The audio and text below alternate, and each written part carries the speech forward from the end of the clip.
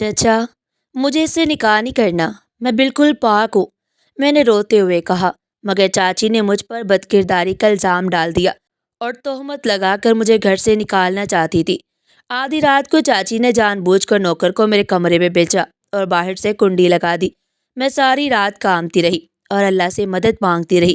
صبح ہونے سے پہلے تالا کھولا گیا تاکہ الزام سچ لگے۔ چاچی نے شور مچا دیا اور سب کو اکٹھا کر لیا۔ میں چچا کے پاؤں پکڑ کر منت سماجت کرتی رہی، مگر کسی نے میری ایک نہ سنی۔ عزت کے نام پر مجھے اسی نوکر کے ساتھ رخصت کر دیا گیا۔ میں خاموشی سے اس کے ساتھ ٹیکسی میں بیٹھی، دل میں صرف اندھیرا تھا۔ راستے میں اچانک گاڑی زور کے جھٹکے سے رکی اور سامنے بلیک مرسڈیز آ کھڑی ہوئی، جسے میں نوکر سمجھ رہی تھی۔ اس نے میرا ہاتھ پکڑا، گاڑی میں بٹھایا اور بولا، اب وہ لوگ میرا اصل روپ دیکھیں گے۔ میں نے گڑ گڑاتے ہوئے روتے ہوئے چچا سے کہا تھا، چچا میں بے گناہ ہوں، میں پاک ہوں، میں نے کوئی گناہ نہیں کیا، خدا کے لیے مجھ پر یقین کرے۔ چاچی آپ سچ بتا کیوں نہیں دیتی کہ میں نے ایسا کچھ نہیں کیا؟ جو الزام مجھ پر لگایا جا رہا ہے وہ سراسر جھوٹا اور بے بنیاد ہے۔ میں آج بھی پاک صاف ہوں، میں نے کوئی غلطی نہیں کی۔ میں بار بار اپنی بے گناہی ثابت کرنے کی کوشش کر رہی تھی، لیکن میری آنکھوں میں چھپی سچائی کوئی نہیں جان سکا، کیونکہ سب کی آنکھوں پر چاچی کے جھوٹ کی پٹی بندھی ہوئی تھی، جسے سوائے خدا کے کوئی نہیں کھول سکتا تھا۔ میں چچا سے بار بار یہی کہتی رہی کہ میں نے کچھ نہیں کیا، مجھ پر یقین کرے، مگر نہ جانے کیسے ان کا یقین مجھ سے اٹھ گیا۔ وہ میری سچائی کو دیکھ نہیں پا رہے تھے۔ یہی سوچ سوچ کر میری روح ہلکان ہوئی جا رہی تھی۔ سب کی نظروں میں مجھے گناہ گار ثابت کر کے صرف ایک ہی چہرہ مطمئن تھا، جو جانتا تھا کہ میں سچ میں بے گناہ ہوں، مگر وہ میری بے گناہی کسی کے سامنے ظاہر نہیں کرنا چاہتا تھا۔ وہی چہرہ جو مجھے اس گھر سے بے عزت کر کے نکالنے کا ارادہ کیے بیٹھا تھا، چچی۔ میری چچی نہیں چاہتی تھی کہ میں اس گھر میں عزت کے ساتھ رہ سکوں۔ اس نے اپنی چال اس انداز سے چلی کہ سب کی نظروں میں مجھے گرا دیا۔ میں کسی کو منہ دکھانے کے لائق نہیں رہی۔ رات ایسے ہی روتے بلکتے گزر گئی۔ چچا نے میری کسی بات پر یقین نہ کیا۔ سب نے چاچی کی بات کو سچ مان کر مجھے کمرے میں بند کر دیا۔ وہی کمرہ جو میری خواب گاہ تھا، آج میرے لیے قید بن گیا۔ میں اپنے کمرے میں قیدی کی طرح دبکی بیٹھی، اپنی قسمت پر آنسو بہا رہی تھی۔ میں سوچ رہی تھی، چچا یہ سب کیسے کر سکتے ہیں؟ کیا انہیں مجھ پر ذرا سا بھی بھروسہ نہیں تھا؟ وہ نہیں جانتے تھے کہ میں ایسی کوئی حرکت نہیں کر سکتی جس سے ان کا سر جھک جائے؟ کہاں گئے وہ سارے دعوے، وہ وعدے، وہ محبت، وہ پیار؟ سب مٹی میں مل گیا۔ چاچی کی ایک چال نے سب کے دلوں میں میرے لیے نفرت کا بیج بو دیا۔ ساری زندگی بھی لگا دوں تو اپنی بے گناہی ثابت نہیں کر پاؤں گی۔ اے میرے پروردگار، تو سب حقیقت جانتا ہے، تو جانتا ہے کہ میں بے قصور ہوں۔ اے اللہ، تو میری بے گناہی ثابت کر، تو میری حفاظت کر، میرے ساتھ ہونے والے ظلم سے مجھے بچا لے۔ اے میرے رب، یہ لوگ مجھے کیا سزا دیں گے میں کچھ نہیں جانتی۔ مجھے بس اتنا پتا ہے کہ جو تہمت مجھ پر لگائی گئی ہے اس کی کالک صبح تک میرے پورے وجود پر نظر آنے لگے گی۔ ہر کوئی مجھے نفرت کی نگاہ سے دیکھے گا، سب مجھ پر تھو تھو کریں گے۔ بس اے اللہ، تو ہی میرا واحد گواہ ہے، تو مجھے اس آزمائی سے نکال۔ آنسوؤں میں ڈوبی جائے نماز پر بیٹھی اپنے رب کے آگے گڑ گڑاتی رہی۔ نہ جانے کب میں اپنے رب سے باتیں کرتے کرتے میری آنکھ لگ گئی اور میں وہیں سو گئی۔ صبح دروازے پر ہونے والی ایک زوردار دستک نے میرا دل دہلا دیا۔ میں گھبرا کر اٹھی، دیکھا تو کنڈی اندر سے نہیں باہر سے لگی ہوئی تھی۔ میں نے کامتی آواز میں کہا، کنڈی باہر سے لگی ہے، دروازہ باہر سے کھلے گا۔ دروازہ اتنی زور سے کھٹکایا جا رہا تھا کہ پورا محلہ اکٹھا ہو گیا۔ میں سمجھ گئی کہ اب فیصلے کی گھڑی آ چکی ہے۔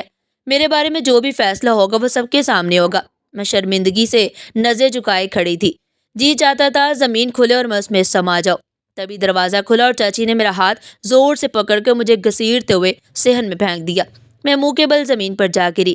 نظر اٹھا کر دیکھا تو چچا میرے سر پر کھڑے تھے۔ میں ان کے پاؤں میں بیٹھ کے ان کے پاؤں پکڑ کر گر گرا کر اپنے نہ کیے گئے گناہ کی معافی مانگنے لگی۔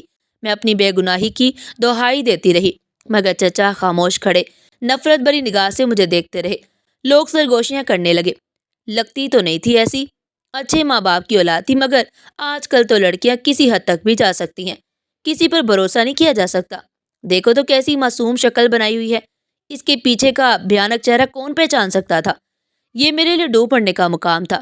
وہی محلے والے جو کل تک مجھ سے محبت سے بات کرتے تھے، آج میرے خلاف زہر اگل رہے تھے، اس گناہ کی سزا دے رہے تھے جو میں نے کیا ہی نہیں تھا۔ سب میرے خلاف باتیں کر رہے تھے اور میں اپنے چچا کو یقین دلانے میں لگی ہوئی تھی کہ میں نے ایسا کچھ نہیں کیا۔ تبھی چچا نے مجھے بازو سے پکڑ کر اٹھایا اور کہا، جو ہونا تھا ہو چکا، تم نے میری ناک کٹوا دی، اب میں تمہیں ایک لمحہ بھی اس گھر میں برداشت نہیں کر سکتا۔ بہتر یہی ہے کہ جس کے ساتھ تم پر الزام لگا ہے اسی کے ساتھ نکاح کر کے اس گھر کو ہمیشہ ہمیشہ کے لیے چھوڑ دو۔ اے میرے خدا، میں کیسے یقین دلاؤں کہ میں نے ایسا کچھ نہیں کیا؟ میں نہیں جانتی وہ کب میرے کمرے میں آیا، میں کچھ نہیں جانتی۔ صبح شور مچا تو مجھے سب پتہ چلا۔ میں آپ سب کو کیسے یقین دلاؤں کہ میں آج بھی پاک دامن ہوں؟ میری سچائی کسی کو نظر نہیں آ رہی تھی کیونکہ سب کے دلوں میں شک ڈال دیا گیا تھا۔ میرا اشارہ چاچی کی طرف تھا جو مسلسل مجھے گھور رہی تھی اور میری ہر بات جھٹلا رہی تھی۔ وہ کہہ رہی تھی یہ لڑکی جھوٹ بول رہی ہے۔ میں تو کب سے کہہ رہی تھی کہ یہ ہمیں رسوا کر دے گی، آج رنگے ہاتھوں پکڑی گئی۔ اب مجھے تسلی ہو گئی، چچا نے اپنی آنکھوں سے سب دیکھا ہے۔ بد چلن، بد کردار لڑکی، نکل جاؤ میرے گھر سے۔ میں تمہیں ایک لمحہ برداشت نہیں کر سکتی۔ میں اپنی بیٹی کو تمہارے ساتھ نہیں رکھ سکتی۔ اسی نوکر سے اس کا نکاح پڑھوا دو اور اسے یہاں سے نکال دو۔ چاچی نے بڑی صفاقی سے میرے خلاف فیصلہ کر دیا۔ اب کسی کو میری بات پر یقین نہیں آنا تھا۔ اسی نوکر کے ساتھ میرا نکاح طے کر دیا گیا۔ میں بے بس تھی، سوائے خدا کی ذات کے میرا کوئی نہیں تھا۔ میں نے صبر کر لیا کہ شاید میرے نصیب میں یہی لکھا تھا۔ دکھ صرف اس بات کا تھا کہ میں بے گناہ تھی۔ اگر بغیر الزام کے مجھے رخصت کر دیا جاتا تو شاید مجھے اتنا دکھ نہ ہوتا، مگر اس تہمت کے ساتھ میں کسی سے نظر نہیں ملا سکتی تھی۔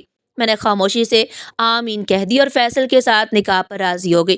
چند لوگوں کو بٹھا کر میرا نکاح پڑھا دیا گیا اور میرا دل خون کے آنسو رو رہا تھا، جسم کانپ رہا تھا، میں ٹوٹ چکی تھی، مگر مجھے یقین تھا کہ میرا خدا میرے ساتھ ہے۔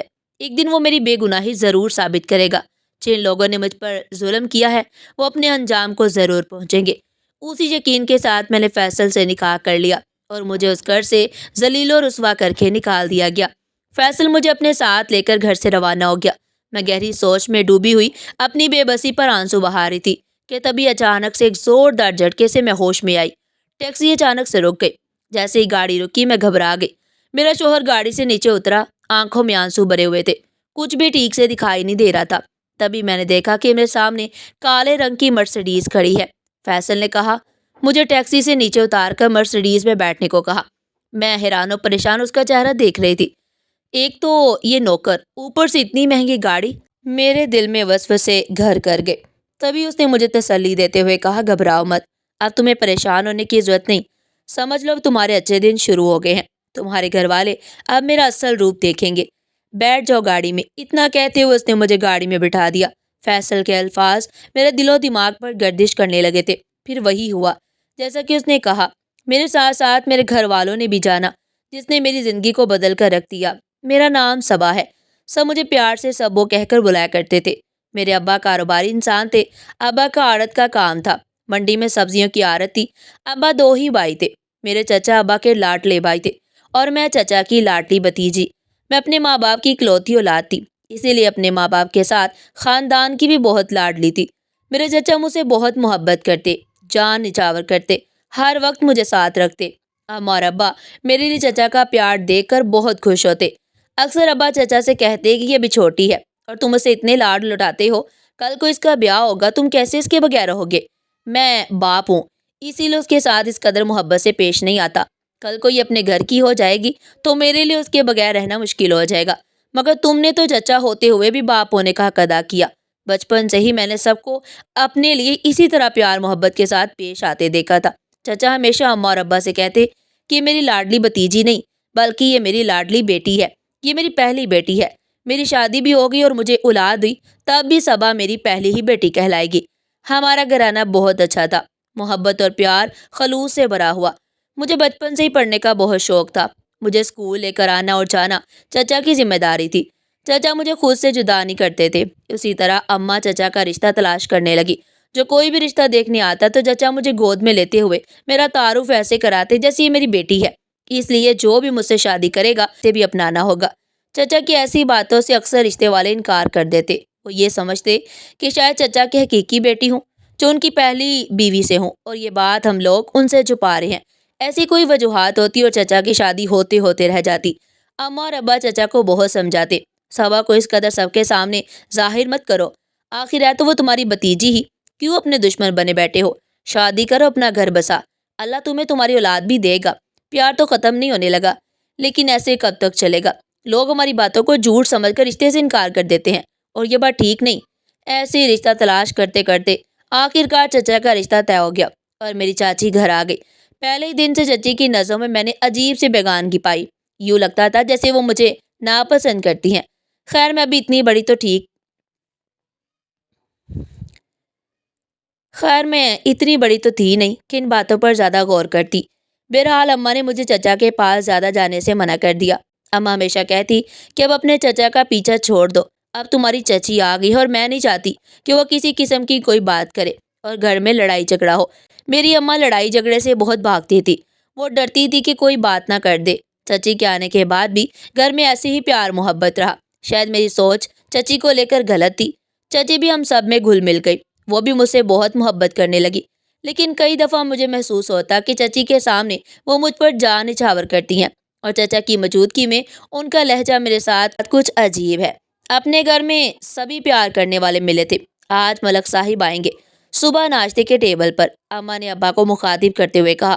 ملک صاحب کا نام سنتے ہی ابا کے چہرے پر مسکراہٹ آ گئی۔ اچھا تمہیں کیسے پتا؟ کہ تمہاری بات ہوئی ہے ملک سے؟ ابا نے حیرانگی کا اظہار کرتے ہوئے پوچھا۔ جی صبح ہی مسز ملک کا فون آیا تھا کہ وہ لوگ آج چائے پر آئیں گے۔ ابا یہ سن کر بہت خوش ہوئے۔ ارے یہ تو بہت اچھی بات ہے، میرا سب سے قریبی جگری دوست آج چائے پر آ رہا ہے۔ اچھا کیا تم نے مجھے بتا دیا، میں جلد منڈی سے لوٹ آؤں گا۔ ابا نے چائے کا گلاس پیتے ہوئے اماں سے کہا۔ سب لوگ ہنسی خوشی ناشتہ کر رہے تھے کہ تبھی اماں نے پھر سے ابا کو مخاطب کرتے ہوئے کہا۔ آپ جانتے ہیں نا کہ وہ لوگ ہمارے ہاں کیوں آ رہے ہیں؟ ابا نے ہاں میں سر ہلا کر کہا۔ پریشان مت ہو، جانتا ہوں مجھ سے لیا گیا وعدہ پورا کروانے کے لیے آ رہا ہوگا۔ اتنا کہتے ہوئے ابا نے حسد بھری نگاہوں سے میری طرف دیکھا۔ میں اپنے کھانے میں مگن تھی، اچانک سے ابا کے چہرے پر نظر پڑی تو ابا کی آنکھیں بھیگی سی محسوس ہوئی۔ تبھی میں نے اشارہ کرتے ہوئے ابا سے پوچھا، کیا بات ہے؟ آپ رو کیوں رہے ہیں؟ ابا نے مجھے اپنے پاس بلایا، میرے ماتھے پر بوسہ دیا اور مجھ سے کہنے لگے، دیکھو بیٹا، وقت کا پتہ نہیں چلا کتنی تیزی سے گزر گیا۔ آج ملک اپنے بیٹے کے لیے تمہارا ہاتھ مانگنے آ رہا ہے، کل کو تم شادی کر کے اپنے گھر چلی جاؤ گی، یہ گھر تو سونا سونا سا ہو جائے گا۔ ابا نے کہتے ہوئے میری آنکھیں صاف کی۔ میں ابا کے سینے سے لگ گئی اور کہنے لگی، میں بھی بہت چھوٹی ہوں، مجھے بھی شادی نہیں کرنی، ابھی مجھے پڑھنا ہے۔ آپ تو جانتے ہیں میٹرک کا امتحان میں سر پر ہے اور آپ میری شادی کی باتیں کر رہے ہیں۔ میں نے ناراضگی کا اظہار کرتے ہوئے کہا۔ میرا دل بہت دکھا تھا، ابا کی بات سے بھی تو میں اداسی ہو گئی تھی۔ تبھی چچا نے اپنی سیٹ سے اٹھتے ہوئے مجھے اپنے ساتھ لگایا، پیار کی اور کہا، ارے پگلی، وہ تمہیں بیاہ کر کے لے جانے تھوڑی آئے ہیں، تو رسم کرنے آئے ہیں۔ تمہارے پیدا ہونے سے پہلے ہی تمہارے ابا اور ملک بھائی میں یہ بات طے ہو گئی تھی کہ اگر اللہ نے بھائی صاحب کو بیٹی دی تو ملک صاحب اپنے بیٹی بنا لیں گے، ملک صاحب اسے اپنی بیٹی بنا لیں گے۔ تمہیں پتہ ہے ہارون بہت اچھا ہے اور وہ کینیڈا میں اسٹڈی کے سلسلے میں گیا ہوا ہے۔ چچا ہارون کے بارے میں تعریف کے پل باندھ رہے تھے اور میں زاروں قطار ہو رہی تھی اور یہی کہہ رہی تھی کہ مجھے بھی شادی نہیں کرنی، مجھے پڑھنا ہے۔ جیسے تیسے کر کے اس ٹاپک کو کلوز کیا گیا۔ میں کمرے میں چلی گئی، اپنے امتحان کی تیاری میں مصروف ہو گئی۔ شام کی چائے پر ملک صاحب اور ان کی بیگم تشریف لائی۔ اماں اور ابا نے چائے کے ساتھ بہت سے لوازمات کا انتظام کر رکھا تھا۔ سب لوگوں نے چائے پی اور بہت اچھا وقت ایک ساتھ گزارا۔ کچھ دیر بعد اماں نے مجھے کمرے سے باہر آنے کو کہا۔ جیسے میں باہر گئی تو وہ دوست ملک انکل اور آنٹی مجھے دیکھ کر بہت خوش ہوئے۔ میں حقیقتاً کتنی خوبصورت ہوں یہ مجھے آج پتہ چلا جب وہ لوگ میری تعریفیں کر رہے تھے۔ کبھی آنٹی میرے ہاتھ چومتی تو کبھی میرے ماتھے پر بوسہ دیتی اور کہتی، میرا ہارون بہت قسمت والا ہے، جسے صبا جیسی بیوی ملے گی۔ میں تو آج بھی ہارون کو فون پر بتا رہی تھی کہ ہارون تمہاری منگیتر تم سے کہیں زیادہ خوبصورت ہے۔ اب تک تو میں نے تمہیں تصویروں میں دیکھا تھا، لیکن حقیقت میں تم تصویروں سے بھی کہیں زیادہ خوبصورت ہو۔ ایسی باتیں ہوتی رہی۔ مجھے انکل اور آنٹی سے مل کر بہت خوشی ہوئی، وہ بہت پیار محبت کرنے والے لوگ تھے۔ میں بہت خوش تھی کہ میرے ماں باپ کا میرے لیے کیا گیا فیصلہ غلط نہیں تھا۔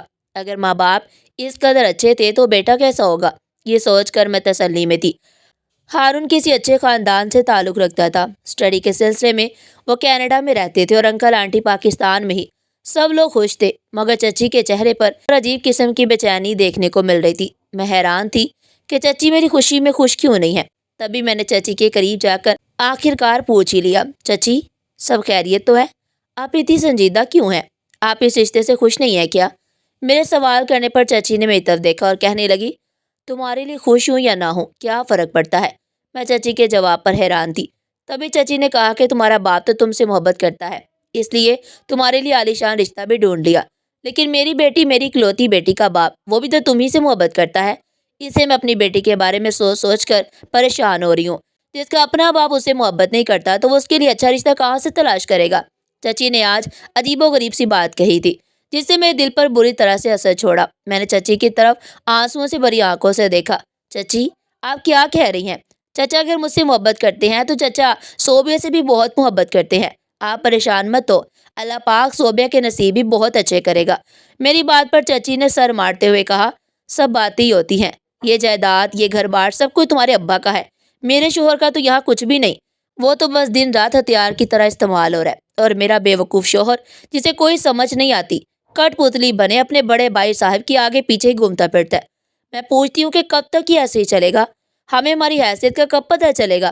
اس گھر میں جو میری اور میری بچی کی حیثیت ہے وہ کسی سے ڈکی چھپی نہیں۔ چچی کی باتیں دل دکھانے والی تھی۔ حالانکہ اماں نے اور ابا نے کبھی بھی چچی اور چچا کے لیے فرق محسوس نہیں ہونے دیا، لیکن پھر بھی نہ جانے چچی ایسی سوچ کیوں رکھتے تھے۔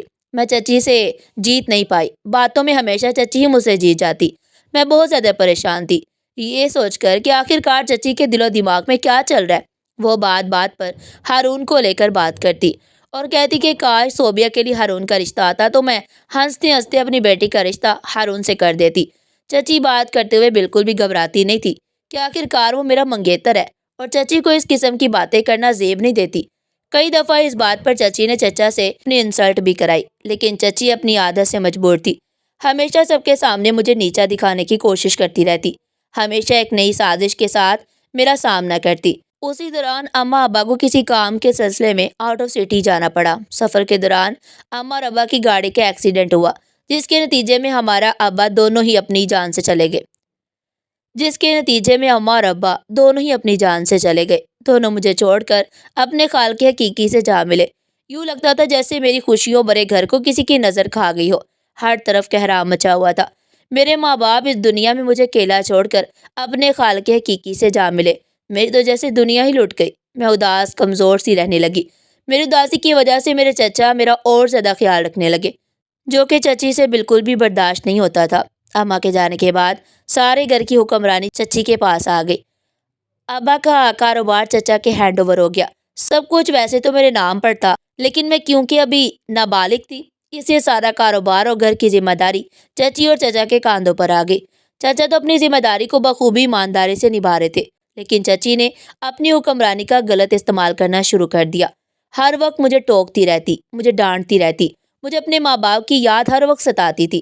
میرے اماں ابا نے تو کبھی مجھے اف تک نہیں کیا تھا، کبھی مجھ سے اونچی آواز میں بات نہیں کی، لیکن چچی نے کبھی مجھ سے محبت سے بھی بات نہیں کی۔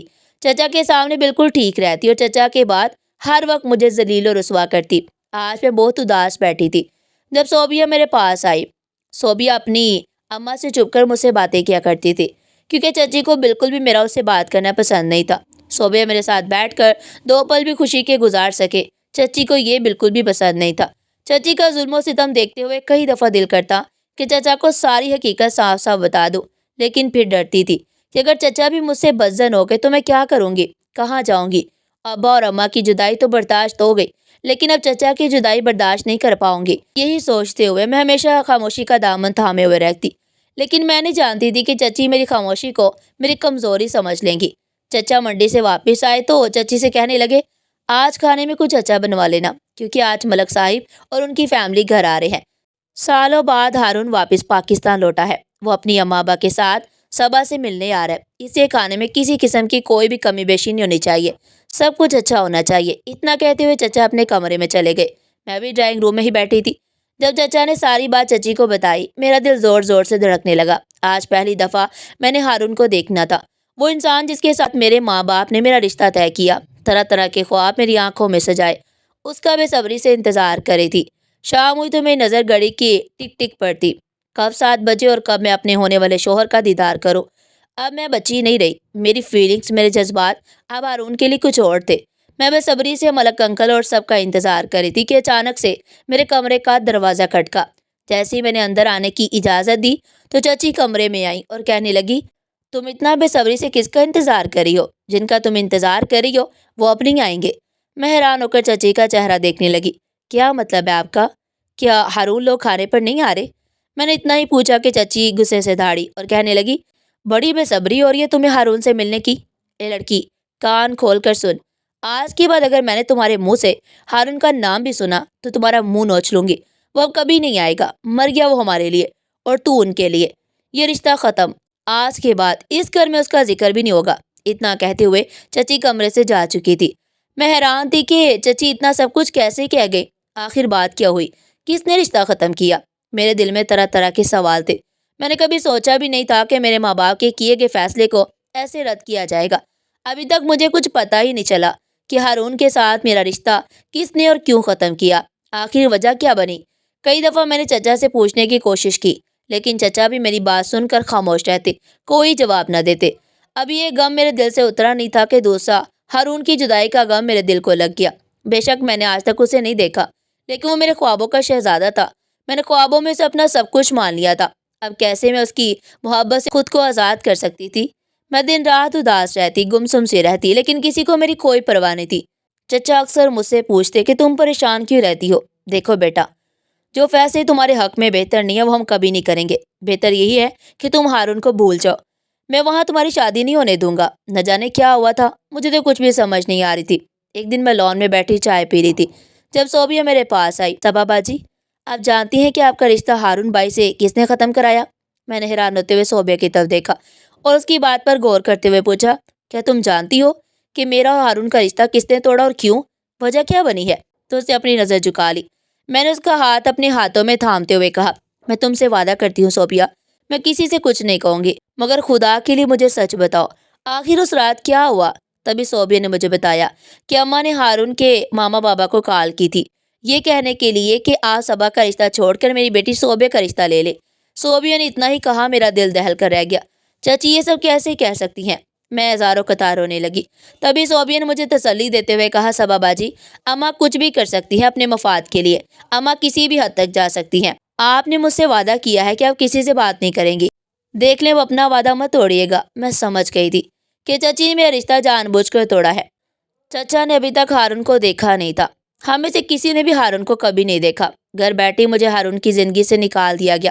اب چچی ہر وقت مجھے نیچا دکھانے، برا بنانے میں لگی رہتی، چچا کو ہر وقت میرے خلاف کرتی، ان کا دل اور دماغ میرے لیے بزن کرنے میں مصروف رہتی۔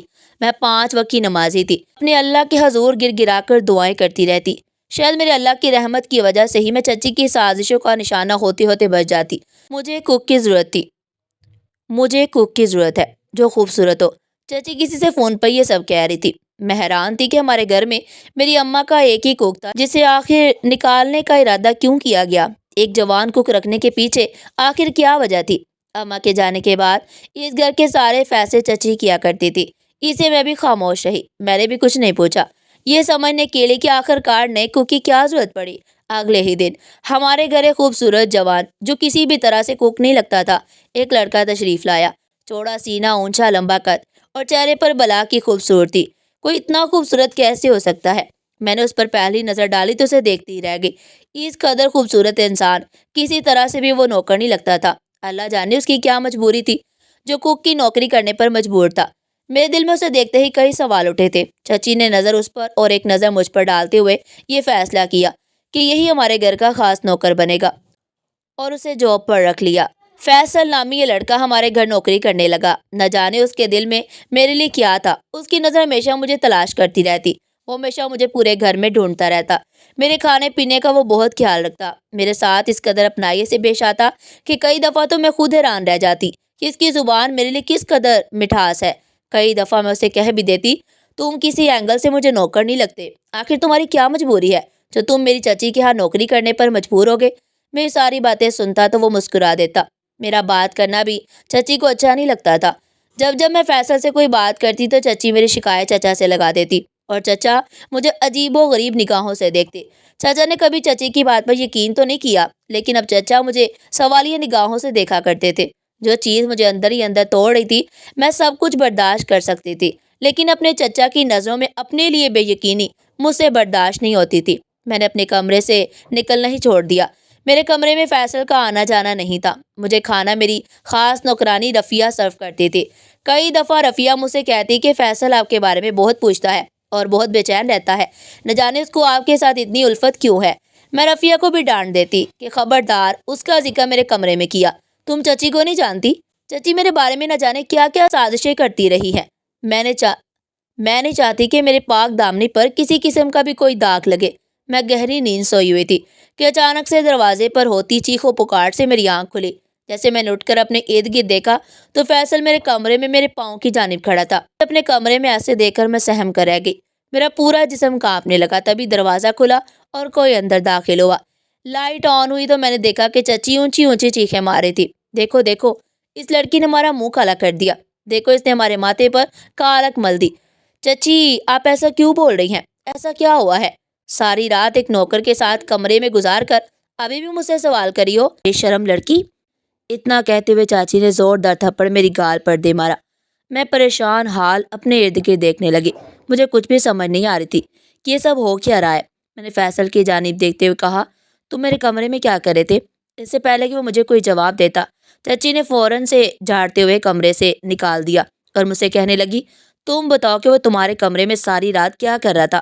تم نے کیوں بلایا تھا اسے اپنے کمرے میں؟ میں تڑپ کر رہ گئی۔ خبردار چچی، اگر مجھ پر اتنا گھٹیا الزام لگایا تو مجھ سے برا کوئی نہیں ہوگا۔ میں بھی چیخ رہی تھی اور چچی بھی مسلسل چیخ رہی تھی۔ ہماری چیخو پکار سن کر چچا بھی کمرے میں آ گئے۔ کیا تماشا لگا رکھا ہے؟ صبح صبح ناشتے کا وقت ہے اور تم لوگ آپس میں لڑائی جھگڑا کر رہی ہو، چچا نے میری طرف دیکھتے ہوئے کہا۔ تبھی چچی نے چچا سے کہا، ادھر ادھر کیا دیکھ رہی ہیں؟ آپ کی بھتیجی، آپ کی لاڈلی بھتیجی رات سے فیصل کے ساتھ رنگ رلیاں منا رہی تھی اور آپ مجھ سے پوچھ رہے ہیں کہ آخر ہوا کیا ہے؟ چچی کی بات سن کر چچا سوالیہ نگاہوں سے میری طرف دیکھنے لگے۔ میں چچا کے قدموں میں گر گئی اور زاروں کو تار رونے لگی۔ چچا اس طرح مت دیکھے مجھے، خدا کے لیے مجھے اپنی نظروں سے مت گرائے۔ میں نے کچھ نہیں کیا، میں بے گناہ ہوں، پاک دامن ہوں۔ میں نہیں جانتی کہ فیصل میرے کمرے میں کیا کرنے آیا تھا اور اسے کس نے میرے کمرے میں بند کر دیا۔ یہ سب چچی کی سازش ہے۔ چچی مجھے آپ کی نظروں میں گرانا چاہتی ہیں۔ خدا کے لیے مجھ پر بھروسہ کرے، میں نے کچھ نہیں کیا۔ شور شرابے سے پورا محلہ اکٹھا ہو گیا۔ مجھے واپس میرے کمرے میں قید کر دیا گیا۔ کئی دن تک مجھ پر ظلم و ستم اٹھایا گیا۔ چچی اپنی زبان سے میرا دل چیر دیتی تھی۔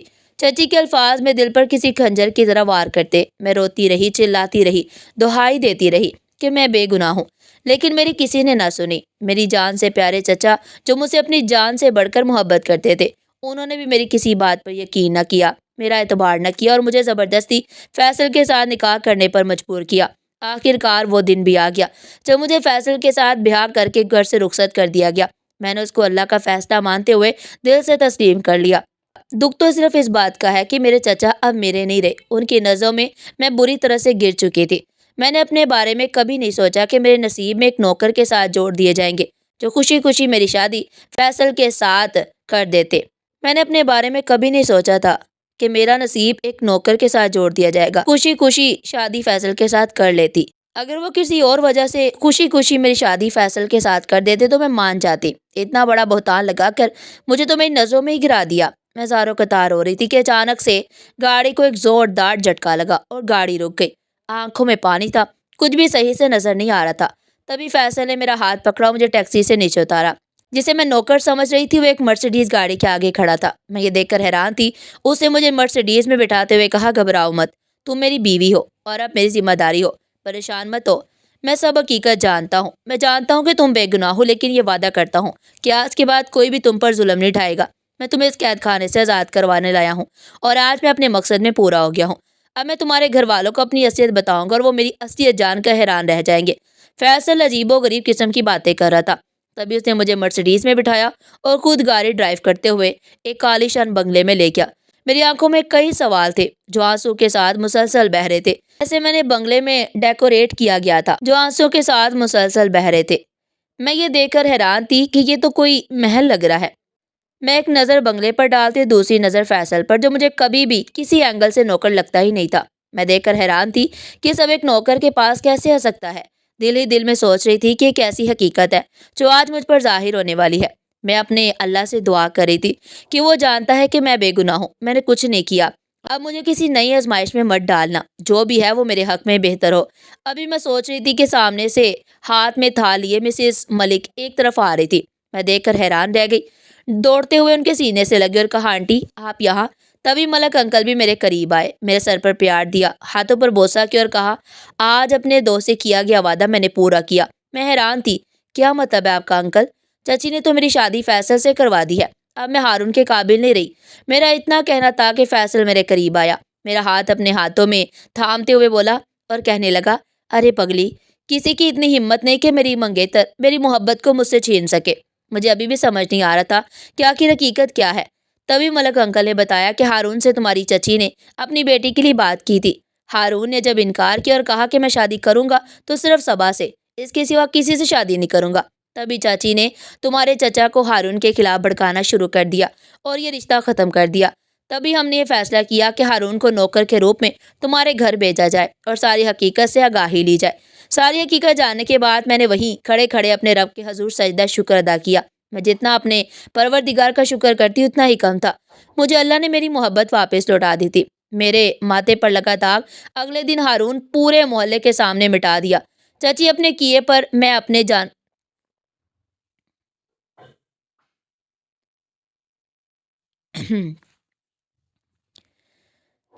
چچی اپنے کیے پر شرمندہ ہو گئی اور نہ چاہتے ہوئے بھی میں نے چچی کو بھی معاف کر دیا۔ اللہ تعالیٰ نے میری مشکل آسان کی، مجھے ہارون جیسا شوہر عطا کیا۔ میں اپنے پروردگار کا جتنا شکر ادا کروں اتنا کم ہے۔ اللہ میرے شوہر کو میرے سر پر ہمیشہ سلامت رکھے، آمین۔ ناظرین، آپ کو ہماری آج کی کہانی کیسی لگی؟ کمنٹ سیکشن میں اپنی قیمتی رائے کا اظہار ضرور کیجیے گا، اور اس طرح کی مزید سبق آموز کہانیاں سننے کے لیے چینل کو سبسکرائب کریں، ویڈیو کو لائک کریں اور زیادہ سے زیادہ شیئر کریں۔ پھر ملتے ہیں ایک نئی کہانی کے ساتھ، تب تک کے لیے اللہ حافظ۔